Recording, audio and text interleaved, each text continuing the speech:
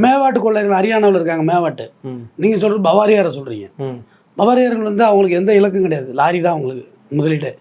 உங்கள் வீட்டு வாசலில் லாரியை போட்டு வேலை பார்ப்பாங்க. பத்த காலில் ஏடிஎம் இருக்காது, தூட்டி போயிடுவான். ஏடிஎம் மிஷினோட கேட்டுறது. அப்புறம் கொஞ்சமாக கையை விட்டு எடுத்துக்கிட்டு பொறுமையாக கொண்டு போய் எண்ணிக்கலாம். நம்ம ஒரு மாதிரி இதை கட் பண்ணுறது டார்ச் அதெல்லாம் தேவையில்லை, வன்முறையெல்லாம் இல்லை. அப்படியே மிஷினோட தூக்குடா, அப்படி தூக்கிட்டு போகிறோம். அப்படி தான் ஒரு வாட்டி முட்டாள் தூக்கிட்டு போனால் பார்த்தா என்ட்ரி போகிற மிஷினை தூக்கிட்டு போயிட்டான். பாஸ்புக் என்ட்ரி போகிற அவ்வளோதான். வடக்கன்ஸ் மூளையும் அவ்வளோதானே இருக்குது, மண்டையில் அவ்வளோதான் அறிவு இருக்கும். இது பணம் போடுறதா பாஸ்புக் என்ட்ரியை தூக்கிட்டு போயிருக்காங்க, விடிய அறுத்துட்டு போய். பவாரியர்கள் வந்து நம்ம கும்மிடிப்பட்டி எம்எல்ஏ சுதர்சனத்தை கொலை பண்ணாங்க தம்பி. சிட்டிங் எம்எல்ஏ அட்டிதானே அப்படியே டங்குன்னு மண்டை.